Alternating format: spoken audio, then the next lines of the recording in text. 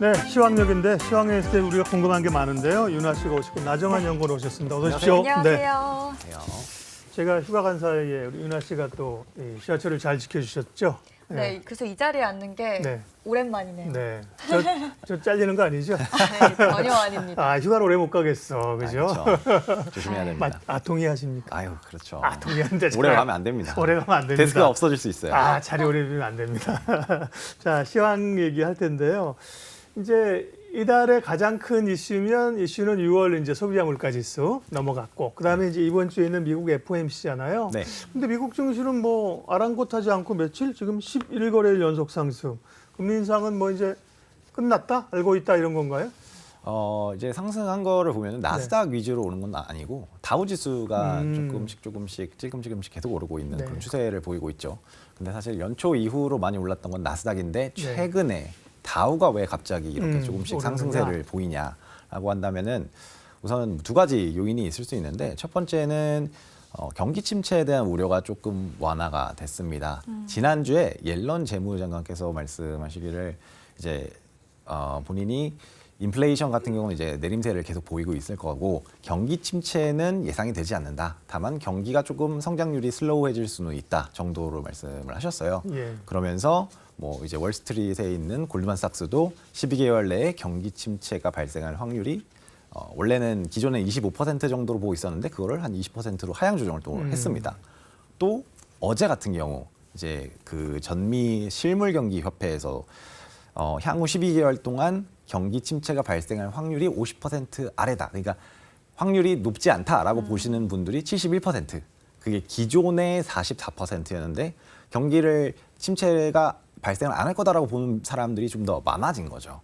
그러니까 이게 원래는 저희는 2023년 말이라든지 24년 초에는 경기 침체가 발생하지 않을까라고 생각을 했었어요. 뭐 많은 분들이. 하지만 그런 우려가 계속 줄어들다 보니까 이거 경기가 예상보다 나쁘지 않네라고 하면서 사실 다우지수는 연초 대비해서 많이 못 올랐잖아요. 네. 그래서 그런 관점에서 봤을 때 좀 키 맞추기를 하면서 다우지수가 좀 오르고 있다라고 보실 수가 있고요.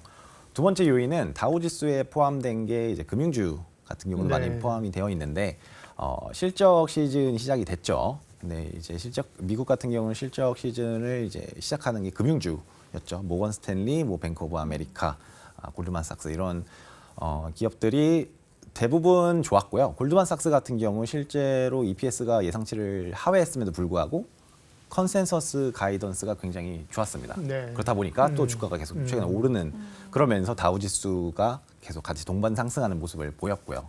뭐 앞서 말씀드린 경기 침체의 우려가 줄어드니까 지역은행 이슈, 그러니까 지역은행 같은 경우 예금이 빠져나가면서 뱅크런이라든지 네네. 파산 우려라든지 그런 게 있었는데 경기 침체가 안 일어날 것 같다 보니까 그러면은 금융주도 괜찮은 거 아닌가 라면서 금융주 쪽으로 수급이 몰리면서 금융주가 가고 다우지수도 조금씩 오르는 모습을 보인다라고 보시면 될 것 같습니다.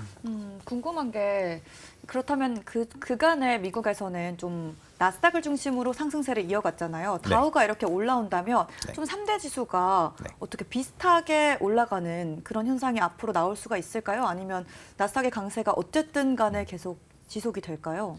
저희는 주도주는 바뀌지 않을 거라고 생각을 하고 있어요. 빅텍. 네, 빅테크. 왜냐하면은 이게 경기가 예상보다는 좋다는 거지 경기가 막 회복세를 보이면서 이제 경기 확장기로 갈 거다라고 되는 건 아니거든요. 그렇죠. 예. 그러니까 경기가 이제 슬로우해질 거다. 성장률 자체는 굉장히 낮지만 이게 침체로 가는 건 아니다라는 관점에서 다우지수가 조금 오르는 거지. 그렇죠. 이게 예.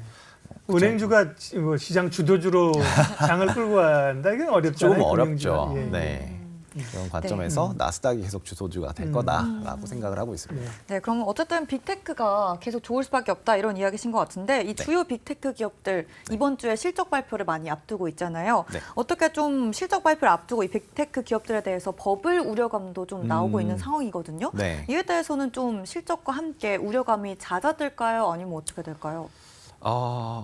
일단 우려 자체는 나스닥이 많이 올랐으니까 그런 뭐 발생하는 것도 있는데 그 곁다리로 기술주 중에서 뭐 IPO주라든지 뭐 밈스탁이라고 아마 기억하실 거예요. 예전에 뭐 게임스탑 같은 게임스탑, 네, 그런 종목들이 같이 오르는 동반해서 계속 꽤 올랐습니다. 그러면서 이거는 진짜 버블이 아닌가라는 논란이 있는데 저희 같은 경우는 아직은 IT 업종의 버블은 아니다라고 좀 생각을 하고 있어요. 한 3가지 정도의 이유가 있는데 우선 첫 번째로는 기본적으로 버블이라고 하면은 그 융자금 그러니까 이게 대출을 받아서 투자를 하는 이런 네, 빚으로 투자하는. 그쵸. 그런 이게 그 커져야지. 신용증거금 자체가 이렇게 예, 계속 예. 증가하는 모습을 보이는 게 일반적인데 음. 사실 2023년 연초 이후로 신용증거금 미국의 신용증거금 네. 자체는 그렇게 급격하게 오르는 모습은 안 보이고 있거든요. 어. 그리고 기본적으로 밸류에이션을 봤을 때 나스닥이 IT 버블 구간, 그러니까 2000년대죠. 2000년 당시 한 60배, 70배 정도까지 올랐었는데 지금 현재는 한 32배 정도 됩니다.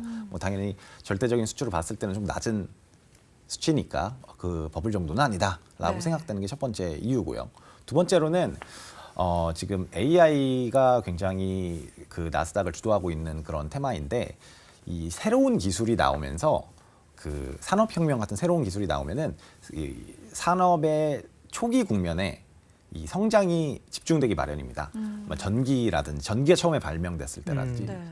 그 전화기가 처음에 발명됐었다든지 그때 보면은 이런 전화기가 보급이 초반에 막 이루어지면서 성장 관련된 성장주가 이 가치주를 아웃퍼폼하는 그런 모습을 보였거든요. 그래서 AI 같은 경우 이제 막 시작이 된 거고 이제 나온 지 얼마 안 됐잖아요. 작년 네. 11월, 12월에 나왔으니까 반년밖에 안 됐는데 이제 향후에 더 몇 년간 크게 성장할 거라고 보면은 관련주가 빠르게 올라가는 것도 뭐 과도한 건 아니다라는 생각이 있고요. 마지막으로는 원래 같은 경우 이제 새로운 산업혁명처럼 새로운 기술이 나왔을 때 이게 경제에 미치는 영향까지 시간이 좀 걸립니다. 인터넷 같은 경우도 1989년, 90년에 나와서 실질적으로 GDP에 영향을 미치기 시작한 게 한 5년 후였어요. 시차가 있군요. 그렇죠. 시차가 원래 있습니다.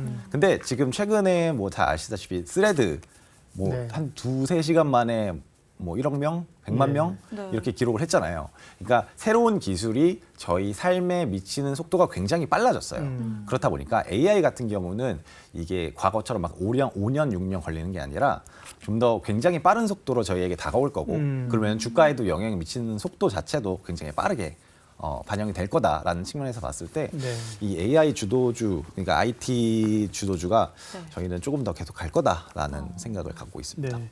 이번 주에도 이제 미국 기술주들이 실적 발표하는군요. 네, 맞습니다. 메타, 알파벳, 마소가 뭐죠? 마이크로소프트. 알아. 무슨 어려운 거야, 마소. 네. 근데 지난번에 그 빅테크 실적 우리가 계속 주목했는데 네. 넷플릭스나 보면 뭐 그다음에 별로 안 좋았던 거 아니에요? 테슬라나 보면 기대치보다 좀 낮았죠?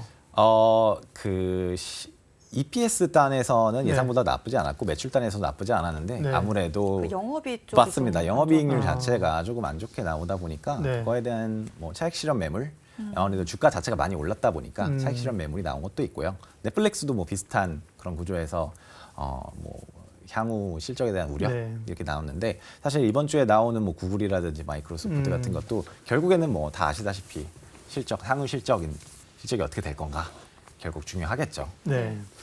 그러니까 기본적으로 실적에 대한 기대감보다 훨씬 더 큰 혁명적 변화, AI의 변화들이 소위 중요하다고 말씀하셨는데 네. 우리가 잘 아는 것처럼 이제 마이크로소프트가 이제 오픈 AI랑 챗GPT를 내는 거고요. 네. 구글이 자존심국인 구글이 또 이제 반격을 하고 있는 거고. 그런 상황이죠. 애플이 뛰어들었어요. 그리고 뛰어든 게 아니라 원래 하고 있었다는 건데요. 애플이 AI 시장에 본격적으로 우리도 있거든 네. 참전을 하는데 다른 여타 기업들도 이제 애플이 한다는 거에 대해서 우리가 이제 주목하는 거잖아요. 그렇죠. 네. 이 의미나 혹은 파급력 좀 얘기해 주세요. 애플이 이게 공식적으로 우리가 AI 산업에 참여하겠다라고 한 건 아니고요. 네. 네. 이제 AI 그러니까 대형 언어 모델 LLM이라고 하죠. 그거를 개발 중이다. AJAX라고 하는 걸 개발 중이다라는 그런 소식이 전해졌고 또 애플 GPT라고 하고 있는 네. 그 챗봇 형식의 그런 AI가 개발 중에 있다라는 소식이 들리면서 이제 애플도 이 AI 전쟁에 뛰어들었다라는 거고요. AI 뭐 애플뿐만 아니라 사실 테슬라 같은 경우도 슈퍼 AI 컴퓨터를 도조라고 이렇게 출시는 아니지만 이제 개발을 하면서 자사의 자동차에 탑재를 시켜가지고 이제 테슬라 같은 경우는 인공지능으로 이제 길을 찾는 자동 운전하는 그런 네네. 기능을 갖게 하겠다라는 걸로 밝혔는데 사실 뭐 애플이 예전부터 이렇게 개발을 하고 있다고는 말을 하고 있는데 결국의 목적에는 애플 자사 가지고 있는 그 휴대폰에 이 AI, 시리 아시겠지요? 네. 시리 같은 그런 목적으로 사용할 계획이 크다라고 조금 보고 있고요. 결국에는 이렇게 애플이든 뭐 테슬라가 됐든 뭐 다른 여타 빅테크 기업들이 이런 AI 경쟁에 뛰어드는 거는 결국에는 다른 반도체가 많이 필요할 수밖에 그렇죠. 없다. 예. 네, 뭐 HBM이라고 하는 그 메모리 반도체가 네. 필수적일 맞아요. 수밖에 없다라고 생각을 하고 있습니다. 예, 누구들은 싸워라. 반도체는 반도체는 노래를 부른다. 무조건. 그렇죠. 그렇죠. 그런 거죠. 예. 그리고 소프트웨어적인 측면에서 봤을 때 마이크로소프트 계속 말씀을 주셨는데 네. 지금 시점에서 봤을 때는 사실 마이크로소프트가 가장 우세할 수밖에 없는 그런 소프트웨어라고 선점한 거죠. 그렇죠. 네. 최근에도 그 오피스 365 코파일럿을 맞아요. 출시를 했습니다. 그래서 이제 기업에서 사용할 수 있게 했고 가격 자체도 이렇게 출시를 하면서 물론 선택형이긴 합니다만 그죠. 요금을 그렇습니다. 내고 네. 고급 버전을 사용하게 하는 거죠. 그죠? 맞습니다. 예. 네. 그렇다 보니까 지금으로 봤을 때는 마이크로소프트가 가장 선두주자이고 뭐 근데 몇 년 후가 되면은 이제 또 모르죠 사실. 네. 1990년대처럼 처음에 뭐 야후, 뭐 라이코스 이런 거 쓰다가 야후 나중에는- 오랜만이네요. 그렇죠. 네. 구글이 결국에는 이제 검색 시장을 독점한 독점한 것처럼 것처럼. 바뀔 수가 있습니다. 네. 근데 애플이 만드는 그 애플 GPT라는 게 그럼 시리의 챗봇 버전일까요? 사실 그거는 알려진 사실이 없는데 그래요? 아무래도 애플이 갖고 있는 가장 큰 장점은 이 iOS 시장이지 않습니까? 네, 네, 애플 그렇죠. 휴대폰. 네. 그렇다 보니까 그걸로 가장 활용할 가능성이 높다 정도로 저희가 추정을 하는 거예요. 네. 네, 그러면 또 어쨌든 애플 얘기가 좀 나눠봤는데 국내 시장 얘기도 해보면 그러죠. 예. 좋을 것 같아요. 좀 일단 국내 시장은 한쪽으로 굉장히 많이 쏠려 있는 상황입니다. 이게 좀 오래 가는 것 같은데 그래서인지 코스닥이 정말 많이 올랐어요. 네. 좀 800선이었던 게 되게 최근인 것 같은데 이제 1000포인트 도달 가능성도 있다는 이야기가 있거든요. 어떻게 도달할 수 있을지 좀 궁금하고요. 네. 과열 논란에 대해서는 좀 어떤 의견이신지도 궁금해요. 우선 지금 코스닥 같은 경우 특정 업종, 그러니까 뭐 2차 전지 업종으로 수급이 굉장히 몰리면서 예. 주가 자체도 많이 올랐고 사실 2차 전지에 대해서는 센티먼트 자체가 굉장히 좋고 수급 자체가 계속 몰리면서 주가가 오르는 이런 형국인데 사실 이런 상황에서는 천 코스닥 1000포인트는 갈 수도 있다고 생각을 합니다. 수급이 몰리면은 사실 뭐 다른 건 상관없이 주가 자체가 계속 갈 수도 있으니까요. 네. 근데 저희 애널리스트 측면에서 말씀을 드리자면은 저희 같은 경우는 그 센티먼트 아니면 수급 이런 측면에서도 분석을 하긴 하지만 그래도 집중하는 건 저희는 실적 그리고 밸류에이션이거든요. 네. 그렇다 보니까 지금 최근에 나오는 리포트를 조금 보시면은 뭐 2차 전지 뭐 굉장히 강세를 가고 있지만 조금 어느 정도 뭐 홀드 의견도 조금씩 나오고 있고 이러면서 이 수급이 몰린 게 과열이 어느 정도 됐다고는 생각을 하고 있습니다. 그러니까 수급이 이렇게 빠르게 몰리고 오늘도 보시면은 뭐 상한가를 기록한 뭐 LS 같은 경우도 네네. 있는 것처럼 주가 자체가 굉장히 빠르게 움직입니다. 그러니까 수급이 몰리면서 주가가 빠르게 움직였다는 거는 결국 수직이 나중에 빠지게 된다면 그만큼 뭐 주가도 좀 빠질 수도 있다. 이런 거다 보니까 과열 논란은 확실히 나올 수밖에 없다고 생각을 합니다. 네. 예. 파티를 즐기되 출입구가 어디 있는지는 잘 주목하면서 그죠? 매우 예, 중요합니다. 파티를 즐기면서 조금씩 출입구 쪽으로 이동하는 거죠? 네. 출입구에서 파티를 즐겨야겠네요. 나 너 어디가? 유나 어디가? 아, 자꾸 동황을 살짝 하는 거죠. 그렇죠. 지금 뭐 정말 그런 추세가 가는 거를 미리 팔 필요는 없지만 그죠? 그렇죠. 조심할 변동성이 워낙 크니다. 쏠림 현상이 맞습니다. 있고요. 네. 네. 과거에도 그런 경우가 하늘 끝까지 가는 경우는 없습니다. 그죠? 네. 그래서 리스크를 알고 수익을 누리면 좋겠고요. 다음은 이제 러시아 곡물 협정 파기, 국제 밀 가격 상승. 이 얘기는 지난번에 했기 때문에 좀 오늘은 그냥 넘어가고요. 그거보다도 이제 네. 보면 재건 관련해서 기계 건설 이런 쪽이 강했는데 그동안 이제 북미 쪽의 인프라가 이쪽이 강했잖아요. 네. 근데 중국 쪽에서 이제 다시 경기 부양할 수 있다. 이런 것 때문에 조금 더 힘을 받는 것 같습니다. 건설 기계, 전력, 인프라 쪽 이쪽은 어떻게 보세요?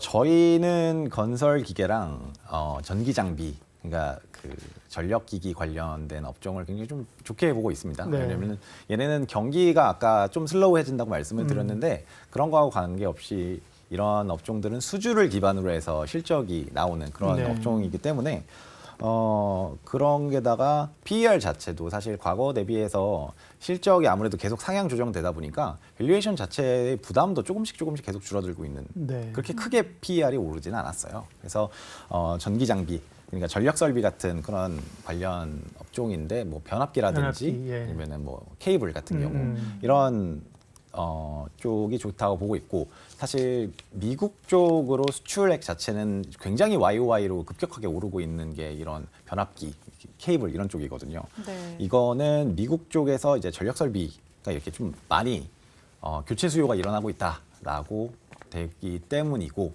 말씀 주신 것처럼 러시아 우크라이나 전쟁에서 우크라이나의 재건 관련된 테마도 엮여 있고 말씀 주신 것처럼 또 중국 어제 또 정치국 회의에서 나왔죠. 부동산을 다시 부양을 하겠다라고 나오면서 이런 부분들이 계속 좀 주목을 받고 있는 그런 상황입니다.